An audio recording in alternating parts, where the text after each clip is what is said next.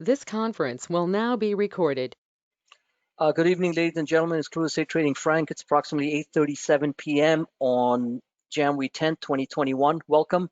This is our weekend strategic webinar that is going to be uploaded directly to the real-time Twitter feed within 20 to 25 minutes after we finish, and then to the Crowdstrike Trading YouTube channel for further viewing by all members or anyone out there with the internet connection. So please spread the word around so they can listen to some of the things that we talk about. Many things that have come right, exactly come right to the levels that we talk about. And there we go. Full disclosure, it's purely for financial education, not for any solicitation or advice. So welcome. So first of all, what we're seeing here behind us is the E-mini futures. The Globex futures started trading at 6 p.m. on Sunday evening. So for newer traders, they should start tracking it directly on their cell phones. Investing.com is a great app to use to check on markets. And futures right now are down 17. You can see they're starting to fall for obvious reasons, which we're going to talk about. You guys already know about it. And this is where we are. And like I was just saying that before we started the recording, we should be hitting these support levels probably within the next 15 to 20 minutes. Just the way it goes, standard procedure. So there we are. Okay, so first and foremost, I don't need to remind everyone that one of the biggest risks right now to the market, aside from the fact that we're hitting some pretty substantial new highs and more room to go, of course, if you look at the longer term charts. But on a short term basis, going into this coming week, which is going to be a very monumental week, a very volatile week, no question about it. No reason to sit there and say, oh, why did something fall?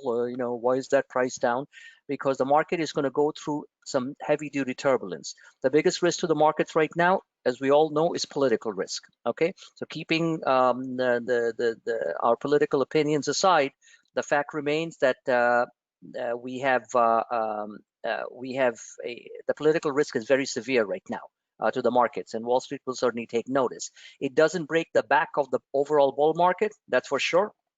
But on a short-term basis, we could get a sharp correction. A sharp correction on a short-term basis is generally between 2 to 4%, and 2 to 4% will certainly hit stocks across the board.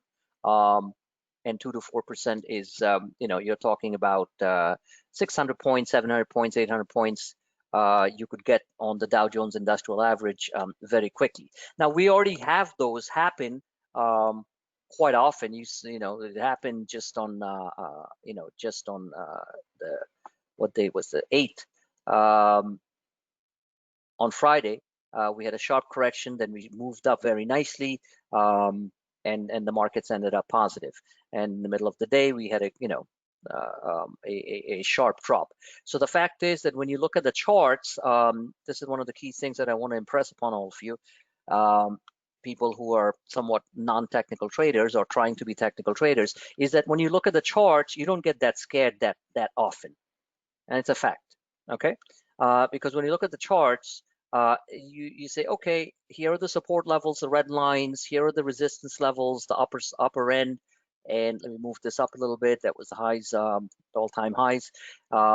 And you look at the charts and you're like, okay, you can handle it. You don't need to panic, sell everything. Maybe you cut down on a couple of positions a little bit, take a little loss, put some cash aside, and then jump in when you start to see these type of reversals that we saw happen at 1 p.m. on Friday, right there, right off the support level. Well, give or take a point or two, right there. Okay, so I try to draw these charts as based on supply demand levels, which basically means where the machines come in to sell and where the machines come in to buy.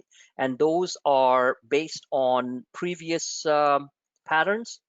This, for example, was somebody might, I got a DM from a new member, said, hey, how did you know that it was going to bounce from there? Well, I don't know.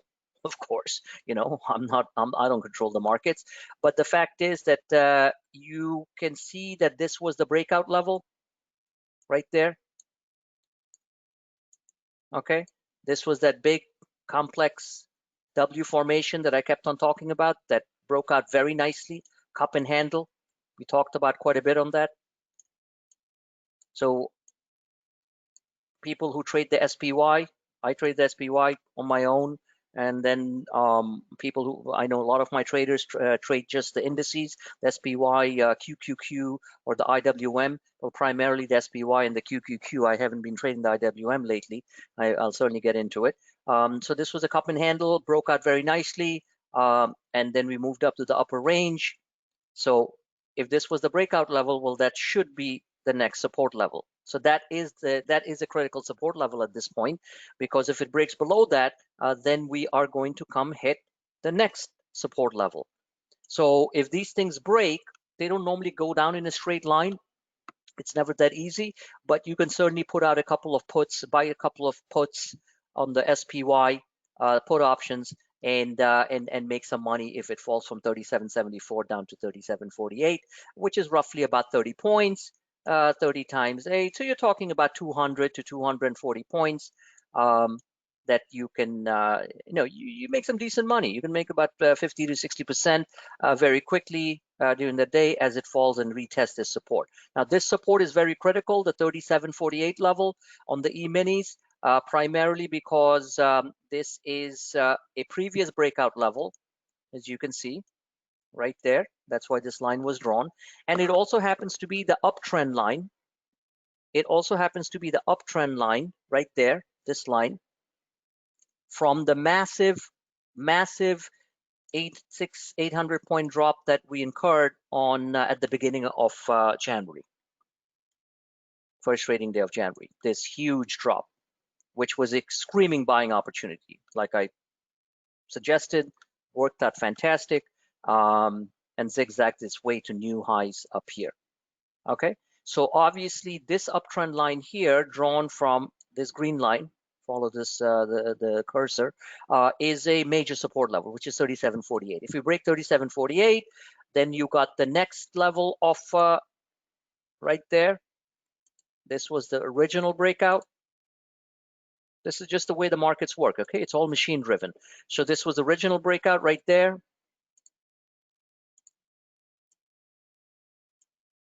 All the way from December 20th. This was the December 20th pattern that I showed you in these green boxes, and I told you that we should in 9 days we should make new highs. Well, it happened in 5 days. All right, remember this pattern symmetry? I showed that repeatedly. It was not just something I felt, but I looked at the pattern and it looked like that, and then things worked out. So the key is that this major support level of 37.22. If it gets broken, there is going to be some pretty substantial selling, obviously, all the way down to this green line, which is which was the uptrend line from the December 20th flash crash, and also where the markets turned on January, what was it, 5th. All right, January 4th, right there. What time was it? Yeah, around 12 noon on, around 12 noon on January 4th. This is what happened. The markets turned. And so obviously this is a substantial support here. Now, these things are very important because this allows me to make a somewhat of a qualified quantitative forecast or judgment, so I can put it out there and not just say some bullshit out there just to keep people happy, just to showcase that, okay, these are the points that the markets should turn, and most of the cases it does. Now, why? Because I know? No, it's because that's how the machines work. All right, that's how the machines work. The news flow out there, which I was talking about earlier, the political risk. We have earnings starting in a big blast, starting with big bank earnings that are going to come on Thursday. We also have some overseas China risk, because China is finally starting to retaliate against our heavy-duty restrictions on some of their companies. China has it's a little complicated, but they're basically saying that foreign companies need to abide by a set of rules, blah, blah, blah. I'll try to post that article. It basically, they're putting the pressure, starting to put the pressure on US companies doing business in China. Okay, just the way we are doing that to them here on the US exchanges. Now, keep in mind that Alibaba and Tencent, we trade Alibaba, obviously we own Alibaba, BABA, is not one of the restricted lists. So that's a good sign. And that's the reason why the stock was up $9 or $10 on Friday. So there's the China risk. Most importantly, critical is the political risk.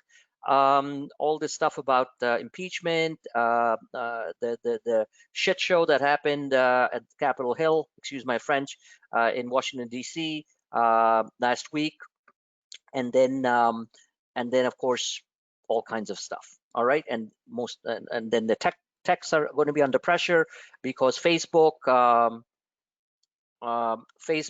and Twitter and Amazon, because of Amazon Web Services, that's where most companies host their is the server for hosting their websites.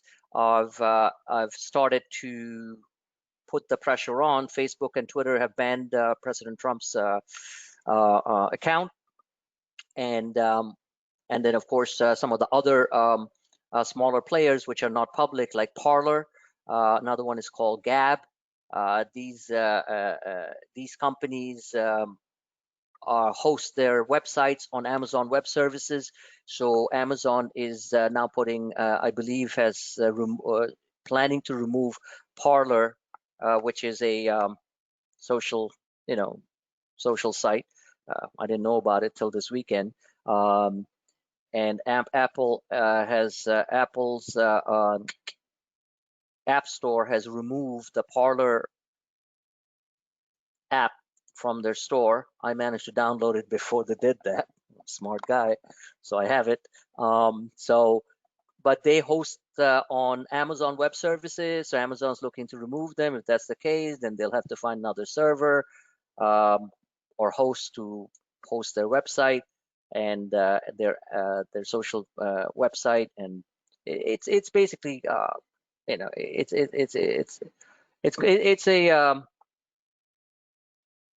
a mess right now when it comes to that. Okay, everyone has their own opinions whether you should have been blocked or not, and I'm not going to get into that. But at the same time, the only thing I can say is that blocking permanently blocking a prominent public figure's website, in my opinion, and keeping all political differences aside, is not necessarily a good idea. Okay, let's just put it that way. So anyway, let's see what happens. Now, saying all that, so these are the levels that I'm going to be following. Futures are down about 14 right now. European markets open around 4 a.m. in the morning, and I'm sure they're going to start off with a sell program. And that's it. And that's it. Okay. So that's the way it goes. Now, looking at so just trying to figure out what stocks exactly are going to do on Monday, Tuesday, Wednesday, Thursday is really kind of, at this point, a coin toss, because they're going to be all over the place. They're going to be all over the place. It doesn't change the overall direction of strong earnings, great growth going into 2021, possible new stimulus bill, infrastructure bill, which is huge for the U.S. economy, all that stuff. But we have some real turbulence this week going into January 20th, which is the presidential handover, right? So just common sense, So excuse me. So the best way to play it, I believe, is to not overtrade. That's for sure. Track the charts like no one's business. I mean, telling you right now, don't sit there with a pipe dream like, oh, it dropped, it's going to jump up. No, might not. All right. Just warning you all. That's what real traders do. Real traders don't fall asleep at the wheel. And reduce, if you have heavy positions in something, if it's a long-term position, I guess it's fine. If it's a shorter-term position, then you got to reduce your position size, have cash on the side, because it's going to be up, down, up, down. It's not going to be a straight line down, in my opinion. In fact, I expected futures to be down maybe 30 handles. They're down only 14, to be honest with you. And the NASDAQ futures are the ones getting hit the most. That's because, you know, tech stocks like Facebook and such, Google and such will be initially hit right when the market opens tomorrow for reasons we all know and reasons that I just explained. Okay, so that's basically it. Let's take a look at a longer term picture of how the markets ended on Friday, which was a very constructive, like I said, a very constructive finish. So let's take a look at the daily, and the daily looked fantastic, and the daily still looks good. Look at that. This stop is right now, and you can see here that it is still within the body of this fat green candle that retested the breakout level, like I showed you before, right there, the green line. That's an ascending triangle, very powerful one. It attempted to enter these dotted lines that I've talked about extensively in my previous webinars, which are the acceleration channels. It went there, didn't quite get, didn't want it to go in there, but didn't quite get in there. And this red candle is where we are. So retesting the breakout level again right here is a very high probability by early session tomorrow. So just be ready for that. So whatever we have, I'm not saying everything is going to be red, but most of the things I believe will be red. But there'll always be some green here and there. Maybe NEO, which we're going to talk about tonight, which had fantastic news over the weekend with Nvidia. NEO, the electric China company, which did very well for us. Since I suggested that trade and has signed up with Nvidia to use Nvidia's chips and software and all kinds of stuff for their electric vehicle cars, their EV hybrid cars. They had an investor day this weekend, very solid presentation of their new model, which I think is called the ES7.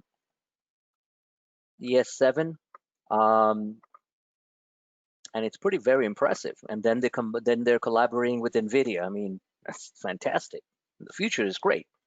So anyway, so overall picture still looks pretty damn good. But worst case scenario, we could come down and retest. We could drop about. We could break this, and this is the uptrend line that we need to hold. Let me adjust it a little bit. Okay, right there. So that uptrend line is where this red line is. I'll adjust it to the mid-Bollinger. This is the mid-Bollinger. This is the Bollinger Cloud, as you know by now. And that is somewhere around 3,700. So 3,700 from where we are, that's 124 points. Let me write this down so everyone remembers. 124 handles down from here to here, showing you a drastic scenario for tomorrow, times, let's say, 8. So we could be down, that's 124 S&P handles or E-minis. So that translates into roughly 800 to 900 points on the Dow. On the Dow Jones Industrial Average within a day or two. Now keep in mind that the last time that we had a massive drop was also on a Monday. There's no rule of the thumb, but keep in mind, if you have a really crappy Monday, it sets up for a pretty solid week. All right? I've seen that happen a lot. So if we drop, for example, 800 points tomorrow, then it could be a phenomenal buying opportunity going into Friday, because Friday is monthly options expiration, which 80% of the time going into Friday, you get some very powerful moves up. My traders who have been with us for a few months or longer know very well what I'm talking about. Monthly OPEX, which is the third Friday of each month, is the 15th. Happens to be the 15th, all right? Friday. So if we get a massive drop tomorrow, then you should expect the market, just like the way it did here. This was Monday. Everyone freaking out. We bought. And then for the next 4 days, going into Friday, this is where we land up. So say, for example, we drop all the way down here, which I think should act as support. Or maybe it slips a little bit lower, but I'm holding this for now because this is where the market's bounced off. Then we should expect to see the market zigzag its way higher into Friday. Just keep that in mind. This is how professional traders look at the market. This is predictive analytics. A lot of the times when I do these forecasts and predictions, they do come right. A lot of the times. Now, how you manage your trades, like I've said 1,000 times, and how you handle your mental emotions is really up to you. Okay, because at our service here at Clueless Trading, we all want you to be independent traders, not somebody who is just waiting and just drooling for what's the next alert, where's the next alert. No, you need to use your own. You need to learn how to be a trader on your own, and use my suggestions to hopefully enhance your portfolio. So that's how you learn. The biggest learning experiences in the markets are big drops in the market, even on a short-term basis, 600, 700 points. No one really learns about the stock market because it keeps on going higher. Let me just tell you that right away. Okay, that's a fool's game. That's what you see with these guys. Everyone's like, oh, off to the moon, off to the moon. No, no, no, no. It's when you fall into the crater and then you recover and you make a decent sum of money. That's when you are learning, and that's what makes you a real trader going forward.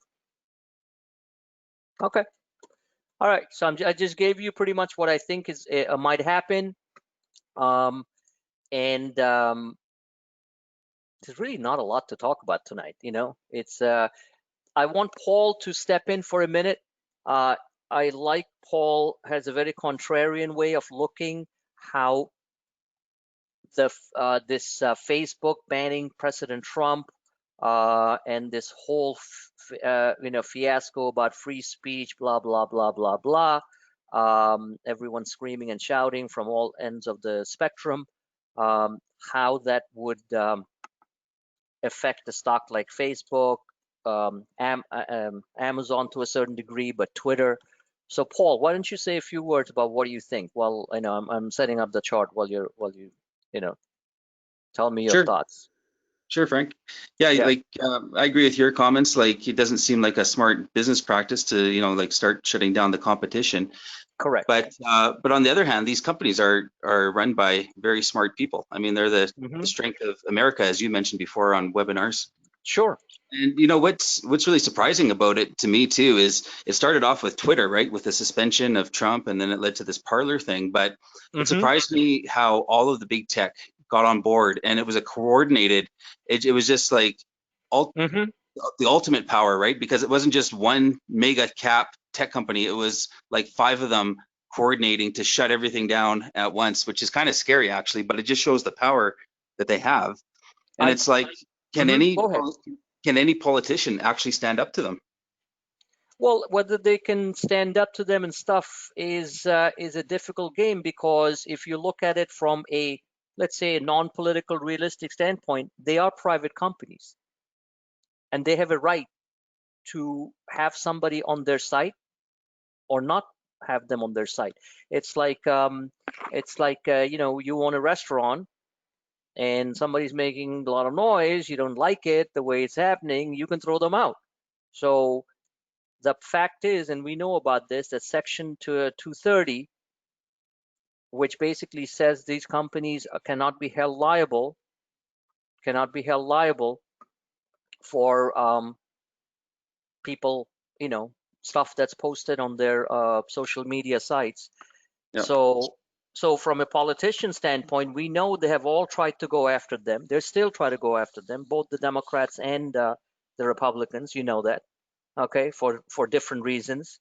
And this one is obviously something that I don't think they can stop them because, you know, Twitter relies on tweets, right? But Facebook has many other different types of businesses too. So what do you think? What do you think overall? Like, do you think it changes their revenue? You know, their growth going forward? What do you think? I'm just Well, curious. I guess they're getting their way because they were all supportive of the Democrats, right? And now they got the Democrats in power, so like it worked out pretty well for them, I think. And they're doing this at a time when they actually have the most strength because everything's on lockdown. Like nobody relies on big tech more than ever than right now. Correct. So they're really pushing the envelope at a time when they're at their strongest.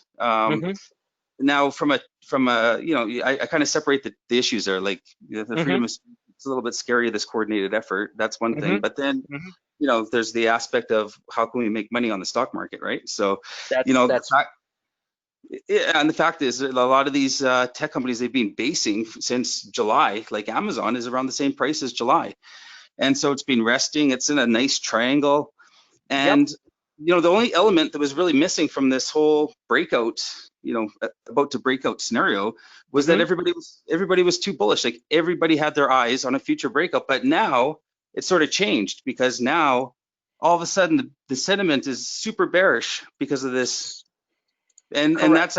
that's actually bullish. I kind of agree with you. The regulation part is a very, very, you know, this is kind of a philosophical discussion, and then at the same time it falls into the realm of like, you know, are they going to make money? Is everyone going to leave them?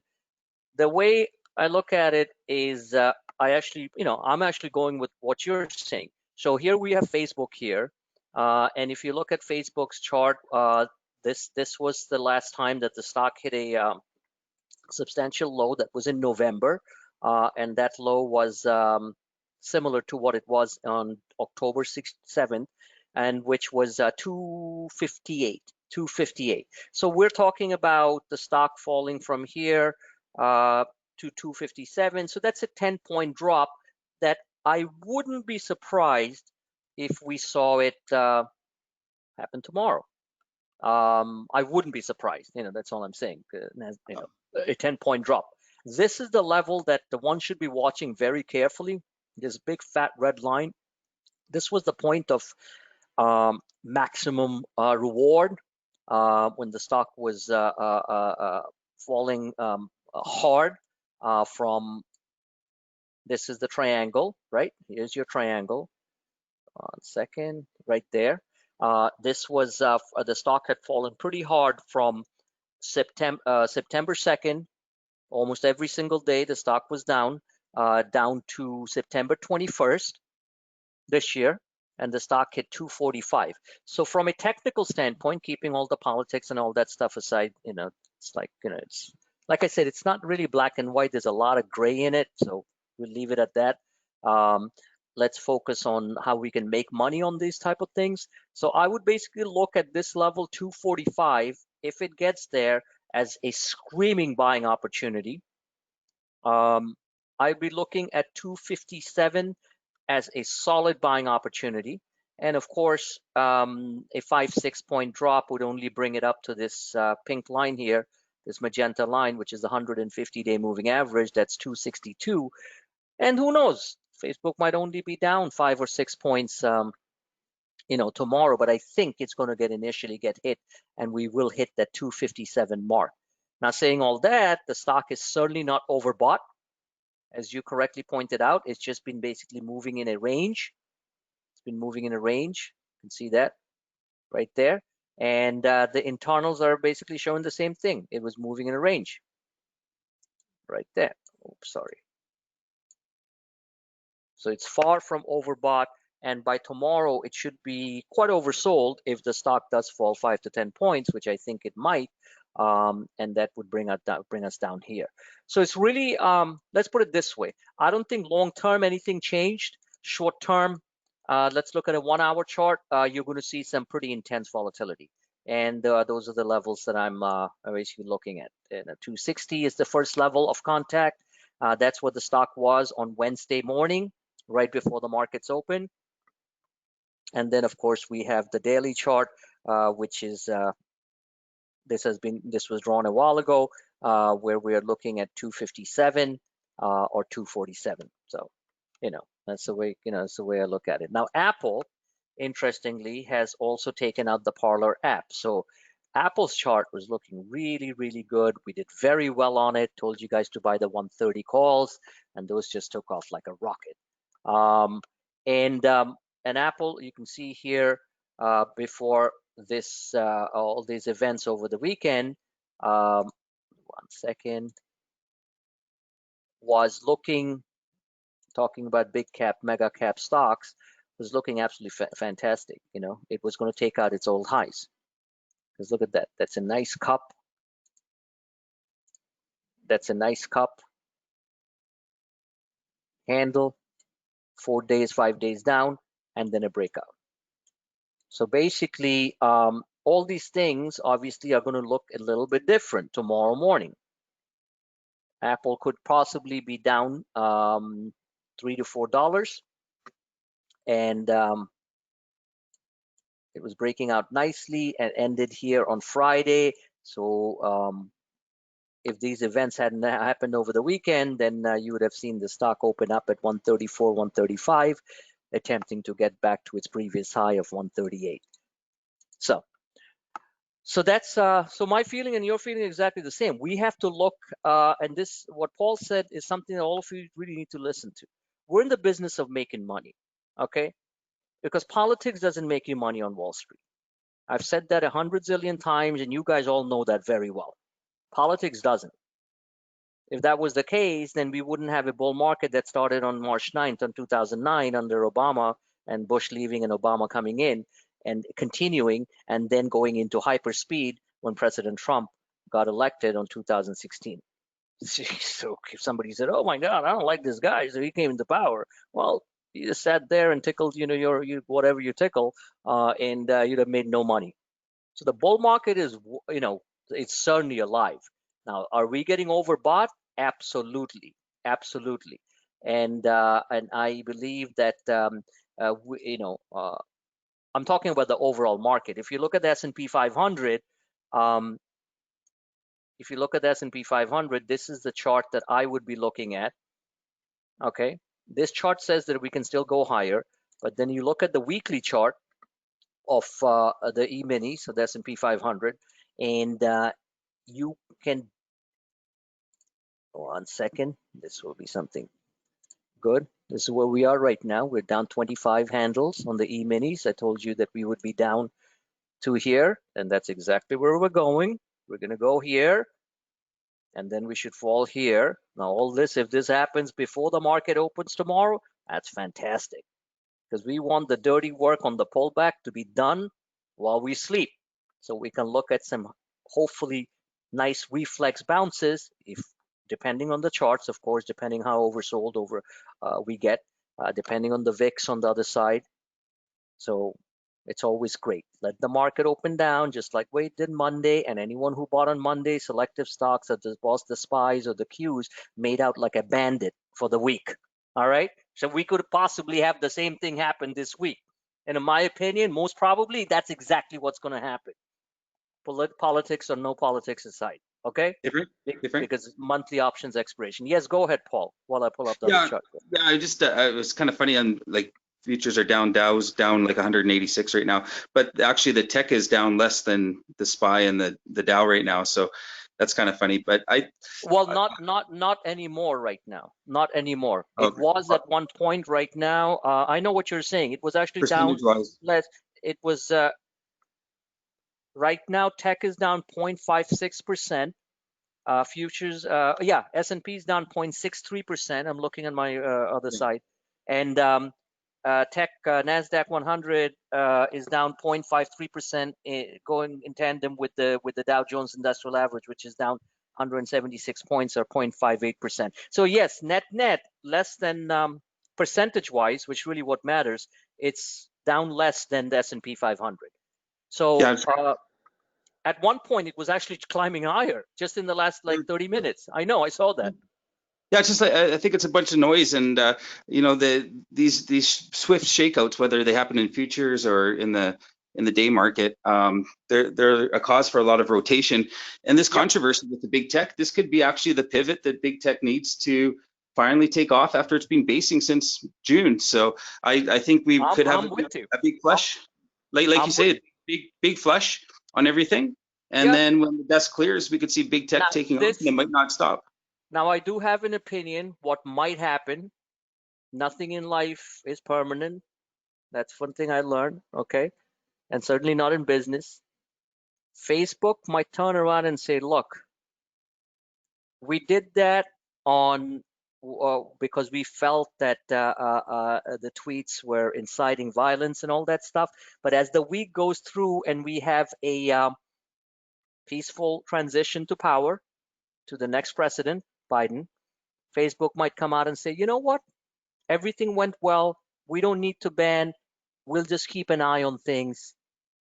Accounts open. Don't be surprised if that happens. I do not personally believe, and this is just my opinion, I do not personally believe that Twitter and Facebook will permanently ban President Trump. I think it was, I don't know what goes on through the head, but whatever the case may be, the fact is they're getting enough heat. And so the bottom line is, I wouldn't be surprised. I'm not saying they're going to do a U-turn, but they could put some sort of probationary open on President Trump's accounts. Believe me, it can happen. I do not think, that's my personal opinion. Okay, trying to do some game theory stuff. I do not think it's a all-time permanent ban. It just doesn't make any sense. Like what? He's going to be a private citizen after the 20th. So what? You're going to ban a private citizen doing that? Yeah, they're going to watch his thing, and sometimes he goes a little bit overboard. You know that. So the thing is, he's going to, and I think they're going to open it up. I think they're going to open it up, and they, of course, will, probably delete some things that, they think is a little too inflammatory and stuff like that. But I think they're going to open his account up. That's my opinion. Let's see what happens. But that'll only happen after the 20th. And most importantly, we want somewhat of a smooth transition between now and the 20th. We don't want a relapse of any type of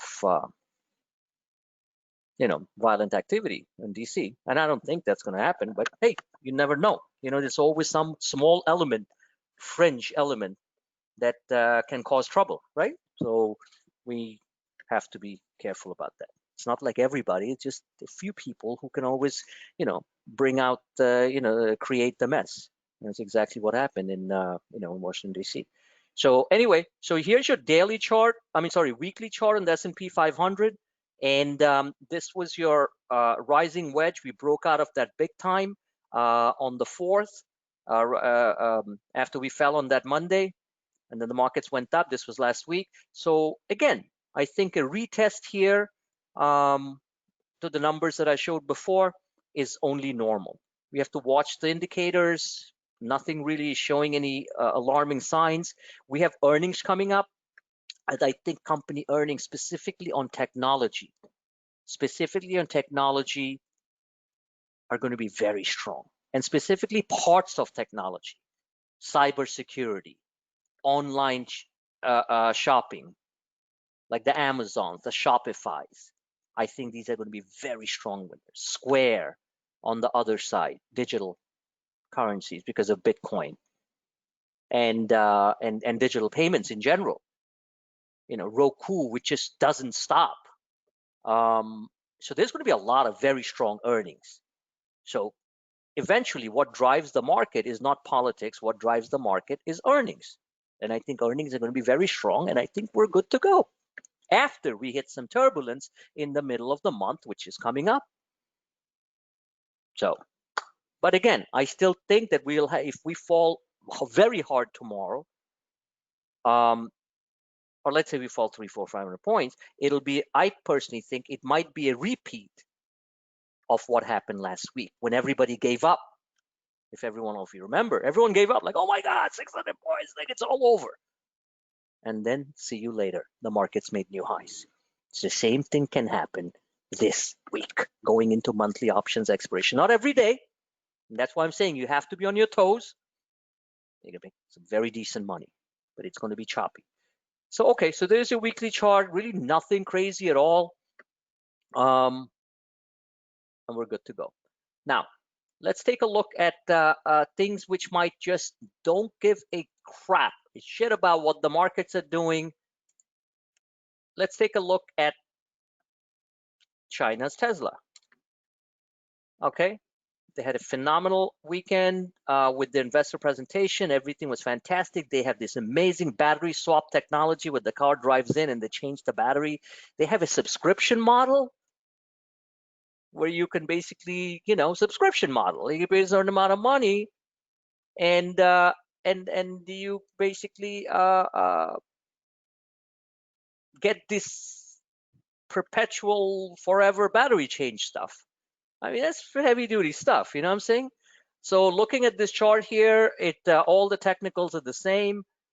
I believe the stock gets to 70, and even if it pulls back a little bit because of the market, let's say it falls $3 or $4, as long as the stock holds, worst case scenario, $50, that's $9 from where we are right now, it's going to go higher.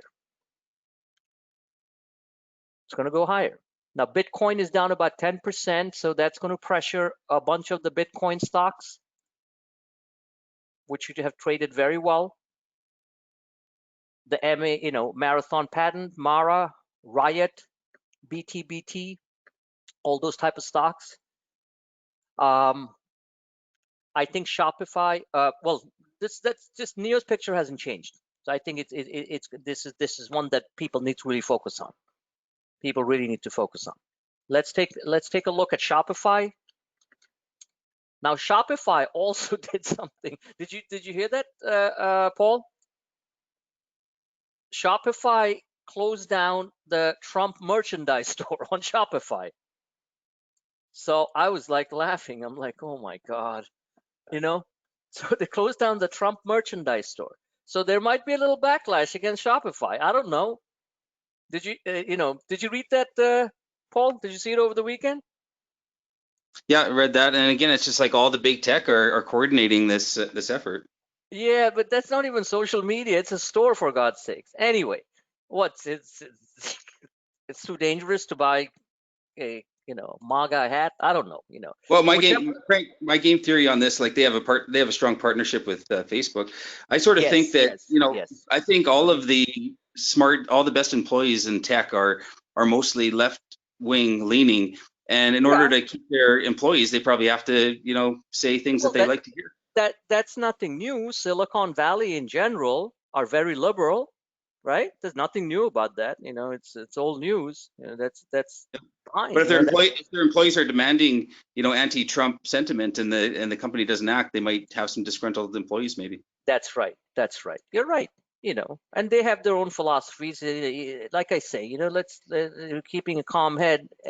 People can do whatever they want. I'm saying, especially private companies. But looking at the stock itself, this stock has broken out of a range which we talked about from June, and it finally broke out 6 months. It's a 6-month base. Okay, it's a 6-month range, and it broke out, right? Like 300 points. And then finally, see you later. Came back, retested, and now going higher. I believe on their earnings, whenever it is, this stock will literally hit $1,400, if not $1,300. It already hit $1,300, $1,285. But I think on earnings, the stock can go to $1,400. So keep an eye on this one. What other stock can we quickly look at? Let's, the same stocks. Blink had what was exciting about Blink was Blink actually offered 5 million shares as a secondary offering, and the stock didn't really collapse. Okay, which was amazing. because they basically issued 5 million shares as a secondary offering. In other words, their float, or the number of shares you can buy, went up by 5 million. That means, more shares to buy. That means the stock price generally goes down. It didn't go down. So that means there must have been huge demand for that offering.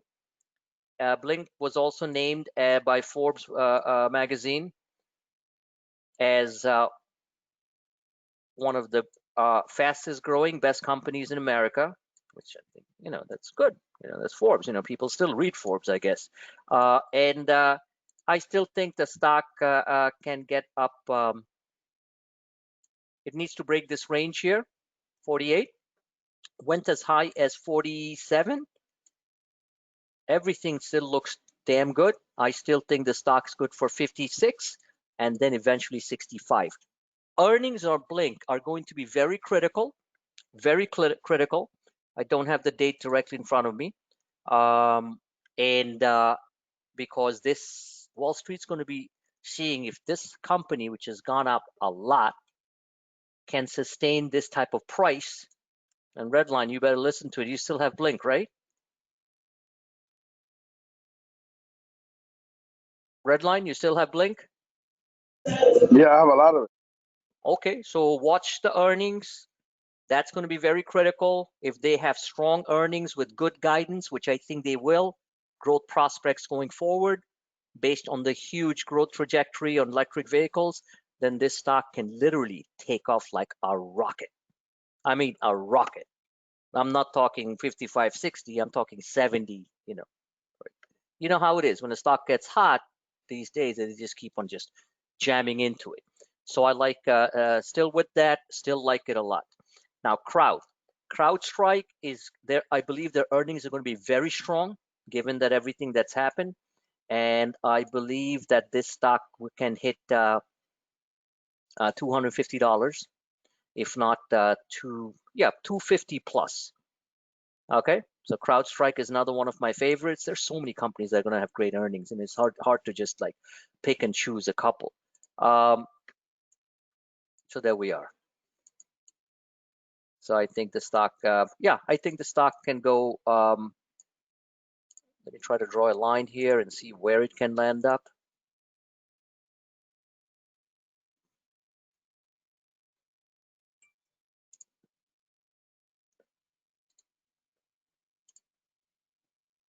$238. Well, that's $14 from here. These stocks, when they move far more than $14. So I will attempt to draw another projection, which is kind of a little too bullish, but let's see here.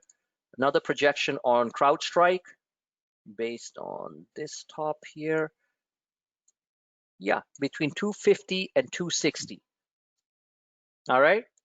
So buying even one call going into it can deliver some very handsome profits going out there. Another stock that we like is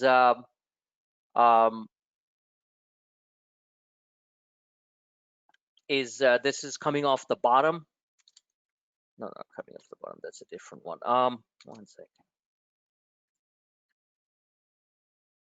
Is the LiDAR technology, the laser identification technology. If any of the electric vehicle makers even sign a contract with them, this stock will go up 20%, 20 to 30% in a day. I'm telling you right now, because that's how this stock trades. It'll just blow out of the water. Okay, 20% means going to 40. 30% means that it can go to like $45. It can happen very, very quickly. Technicals are pretty okay. Actually, pretty damn good. It's broken out over its downtrend line. It's attempting to get back over this white line. This is ascending triangle again. Okay, if it gets there, you're looking at $40. That's what we're shooting for. So you can, depending on how things work out this week, I have the January 15 calls. You can move them into February, because once we get over the January, because there's going to be some nervousness about not just this week, but going into January 20th, the presidential handover, right? So basically, once we cross that, the market's free to go. It's just free to go.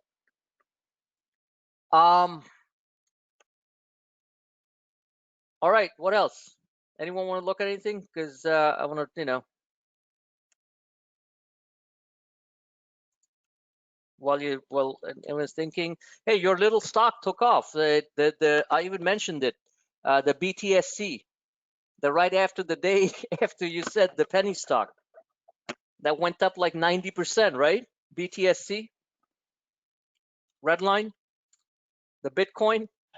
Yeah, it's up crazy. It's insane. It's that's the way it goes with penny stocks, man. So big shout out to Redline.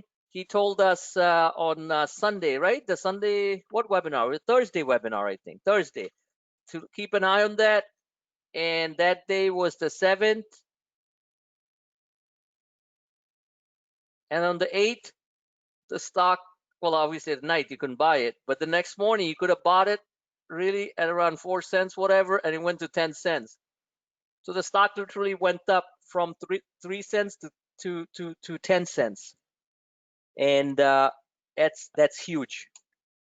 That's huge. That BTSC, and this is all Bitcoin stuff, so it'll probably fall tomorrow because Bitcoin's down. And this is the one that also you told us around 67, 68 cents, and the stock went up to $1.60. So you're talking about, you're talking about like 90% the next day. So that's the way it goes. So these things can continue as long as the Bitcoin short-term mania continues. And but Bitcoin, when it's down 10%, then obviously these things will get hit too. Amazon. Let's take a look at Amazon, because I'm in the camp with my friend Paul here on Amazon potential, because this thing has just been grinding sideways. And honestly, Amazon didn't ban anybody, right? Hola, they did. Amazon Web Services thinking of removing Parler. But aside from that, Amazon is really, Jeff Bezos is obviously not Trump's favorite, and neither is Trump Bezos' favorite. So looking at the stock, it's been moving sideways between 32.54 and on a short-term basis for the last 2 weeks, and 31.40. So from a trading perspective, one can trade this stock. The days that it's down 30, 40 bucks, you can buy. Little calls are not that cheap, that's for sure. But the next day when it goes up 30 points, you can sell it. So it's really a trading stock right now till it breaks out over 3,334, which is the downtrend line, in which case the stock's going to make a new high and probably go higher. So this is still, from a longer term perspective, very viable. It is very oversold. Very oversold. Look at that. And this is for longer term players who believe that Amazon is a powerhouse. You're looking, first level of contact is 3,323. Next level of contact would be the new highs of old highs of around 3,500. Now on a short term basis, you could trade this stock, as you can see here, this monsters. This was 2 Mondays ago. No, a month ago. What day? Yeah, December 11th. Stock was 3,072. That same week, the stock goes to 3,264. I mean, those are big moves. You're talking 200 bucks. Pulls back, goes to 3,350. Pulls back, now within this range. Probably will get hit a bit tomorrow as the markets open lower. And but again, you can play Amazon for 30, 40, 100 points as long as you buy and track the 1 hour charts and not buy like up here. You want to be a buyer of Amazon somewhere between 30.75 and 31.31 or 31.30 for traders. For longer term players, like Paul's a big believer in Amazon. I'm a big believer in Amazon. I believe you have leaps on Amazon, Paul? I've got April calls, leaps, and shares. Yeah. There you go. He's got April calls, April 2021 call, leaps, which are long-term options, and then he's got shares too. So from that perspective, I think Amazon's earnings are going to be very strong. So aside from the short-term political risk and stuff, I think Amazon is much safer ground. But let's see what happens. So that's basically it. What other comes to mind? Oh, big conference this week, the JP Morgan Healthcare Conference. There's going to be a bunch of stocks that are going to be moving. I put together a list, which I'm going to put out tomorrow. One of the small ones that we have, this stock, SUPN, Supernus Pharmaceuticals, we're presenting very cheap calls, very good looking chart. And the calls are moving nicely, by the way. They're like lottos, right? From 20 cents to 30 cents to 50 cents to 95 cents. Those build up nicely. And if you look at this chart here, if I showed you this chart, that's a very good looking chart on the daily. It's broken out. This is a very large, one second, W, little consolidation. This is where the stock broke out. We bought it around here, okay, on the day that it broke out, because I didn't know about this company, so I started to look into it. They had a FDA approval. What was that? What was it for? I forget. Can't remember everything.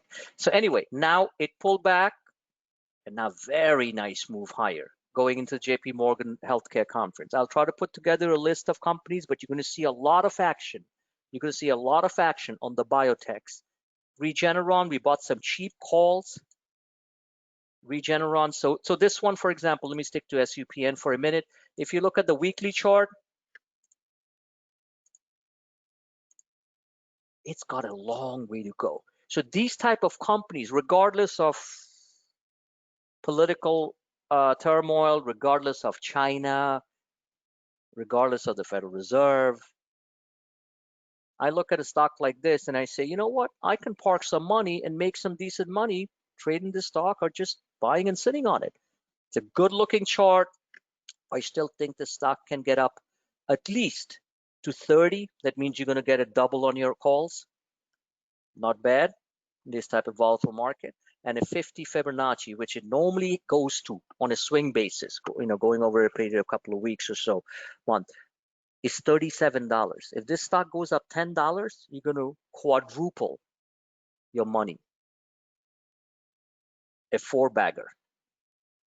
All right. So you can't beat these. You can't like not look at these type of companies. And the news was, let me try to remember it. Oh, ADHD treatment. God, we should all take it. All traders should take their FDA-approved drug. Okay. Attention deficit disorder. My God, everybody should take it. Traders, politicians, like everybody. So this is good stuff, and who knows, could be a buyout. So looking at Regeneron, this chart was drawn a while ago. This is your weekly chart. This stock has lagged the overall market. We had done very well on it, and lately it just kind of just does nothing. So watch this, because when this stock moves, it moves big, $20, $30. So calls are not that crazy expensive. It's a good looking chart here. There's your multi-year breakout right there. That happened on February 24th. We made some money on this move. And I can't remember the time that it shot up like 50 bucks and we're like, yes. The small calls just went berserk. Those are the beauty things that we'd like to see every day. But that's not the way it works. So let me just set up this thing here properly. I want you, and Regeneron now is considered to be a very undervalued, an extremely undervalued biotech because it's so far away from its highs. They have the COVID-19 cocktail that actually cured President Trump. And on top of that, they have 7-8 drugs on the pipeline, which have nothing to do with COVID. So serious stuff. I believe the stock, with patience, will get to 600. That's 100 points from here. It's already jumped up from right at the bottom. This is a very good looking downtrend channel. Bull flag, if you want to look at it this way, right there, bull flag. Worst case scenario, 450. Very nice, bullish, engulfing hammer right there. First level of contact is 514. Probably gets there regardless of the market tomorrow. JP Morgan Healthcare Conference, healthcare, nothing to do with China, nothing to do with politics. They ain't banning anybody. All right, there you go. So keep an eye on healthcare stocks. 50-day moving average, 540. One or the other, it's going to get back to kiss the back end of the 50-day moving average. I'm sorry, this is the 50-week moving average. What am I doing? Let me look at the daily. The daily, the 50-day moving average is 516. The stock has moved up from 4670 to 498 in 2 days, crossing over the yellow line, 34-day moving average. I like looking at it on a weekly basis because it gives me a more longer-term perspective. And I think the stock gets to the 50-week moving average, 541. So you got 50 points, 46 to 43 points under your belt, and then it's going to hit this level here. So please, these are the stocks you need to, keep an eye on. There was another one, Nvidia. Now, Nvidia, now that they signed in with NEO, and we did very well with Nvidia when I told you guys to buy Nvidia, then it shot up very nicely. But again, Nvidia is a trading stock on a short-term basis because it's trading within this range. And when techs get hit, Nvidia for no reason gets hit, period. So it's got nothing to do with anything, all right? But if you look at this weekly chart, it gives you an idea, and their earnings, I think, are going to be superb. So if the stock stays within this box of 550, it's the calls that we bought, if you remember, traded that, and the lower end is 490, you got 60 points here. So as long as you buy within this range, you're fine. You have to be patient. And the minute it breaks out, it's gonna hit 600 just like that. The catalyst could be earnings. The catalyst could be their combination, their collaboration with NEO. Who knows? Stock could be up like big tomorrow, regardless of the market. Because now they're getting into, they were always into autonomous driving. Nvidia makes all those chips and stuff. But combining with the second fastest growing electric vehicle company in China and the world is, pretty big. So Nvidia is also a good trade, big volume last week. You could see that, and it's also a trading stock. So you can trade this on a 1-2 day basis. And you can see here, all it's doing is just zigzagging, zigzagging, zigzagging. Just can't wait to go to 550 and higher. So markets have to permit that, and hopefully there's no issues with too much of the tech stuff with China and stuff. With Biden coming in, we think that, and I think Paul agrees with me, and that the temperature on the tech warfare with China will probably ease back a little bit. So that should help technology stocks in a big way. Yep. Big way, no question about it. And I think you can't wait till it happens. You have to be in there before it happens. Because the minute Biden takes over, it's not like he's picking up the phone and says, hey, Xi, what's up, man? Let's go out there, let's move all these tariffs. And he's not going to do that. The Democrats are also very critical of China, rightfully so. But at the same time, I don't think it'll be that much of heated hostility on a daily basis. And I think if you're not in it before the 20th of January, then you're going to miss the big run. Because these stocks will jump like boom, including Apple. Well, Facebook's not even allowed in China. So, but even Tesla and stuff like that, Nikola, these things that, going to go a lot. So I'm going to sign off in a few minutes. Okay, Square. I like Square a lot. Stock's doing fantastic, goes up a couple of bucks every day. And I still think the stock is a $300 stock. I mean, this Square is on a secular journey, a one-man journey, the Squares and the PayPals of the world, to a lot higher digital payment. Now, Square might get hit a little bit because Jack Dorsey runs Square too, right, Paul? And Jack Dorsey also runs Twitter, correct? Correct. So there could be a little bit of a backlash from Square, but I don't really think so, because Square is not really a political animal, okay? Because Square is Square. Well, it might be, And Frank. I heard that Stripe was the company Stripe was banning all political donations to Republicans, and so Square might get in on that too. I don't know. yeah, I just read right now that Jamie Dimon just sent an internal memo. That's JP Morgan CEO.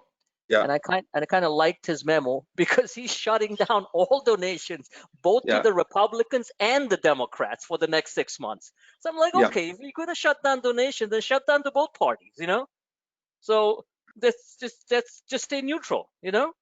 And I just saw that. So I don't know. I mean, from a technical standpoint, from the growth perspective, I think Square is just, it's just a monster. And I think Square one can buy it like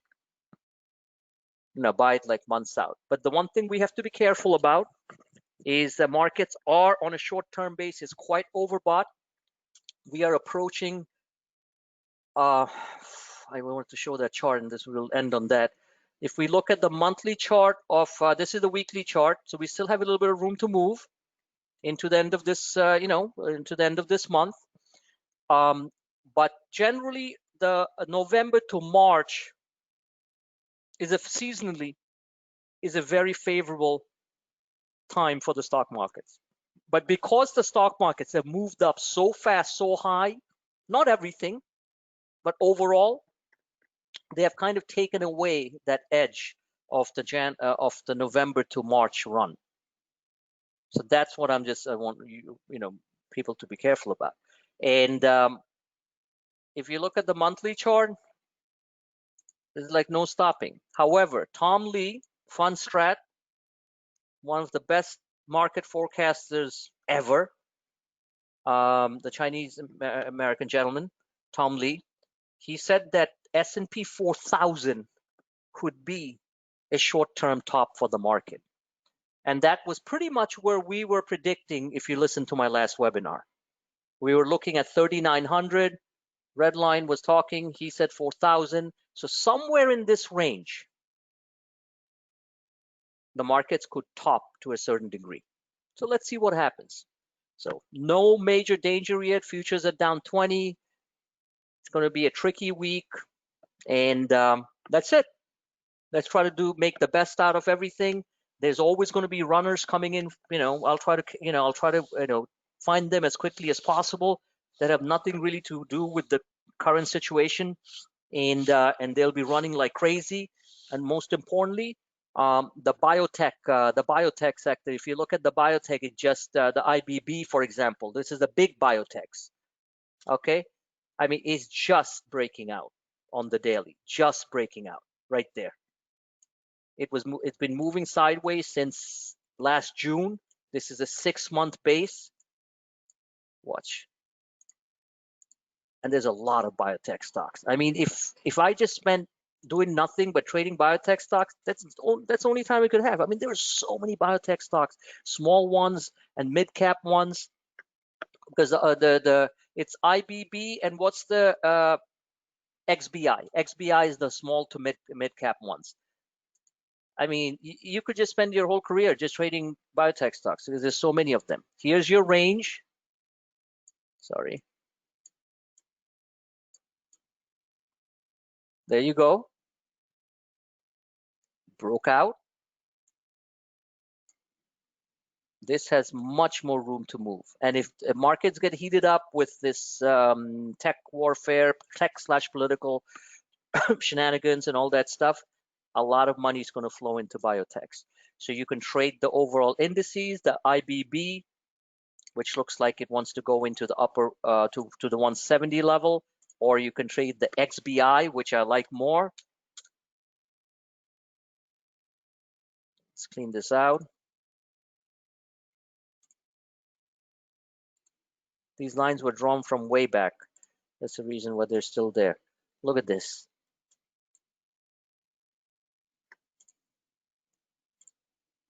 Wow. Hasn't even gone over the highs. So this is a very powerful structure. So I'm going to try to throw out some names on that side. Earnings season's coming up. We did very well with SDGR. It's like a picture perfect chart. I'm sure some of you traded that. Those calls did really well. Then we moved it up ahead a little bit, bought the 95 strikes. I mean, if anything was more picture perfect, you tell me. Wow. Okay. This is where I told people to buy here, this range here. And so just sit on it. All you have to do was sit on it for a couple of weeks. Look at that. Beauty. This is telling me the stock, of course, will hit a little bit of turbulence here, right there, the 90 level, but on earnings, this is another stock. On earnings, the stock could blow up over 100, and all of a sudden, it's on everyone's lips. That's just the way it works on Wall Street, okay?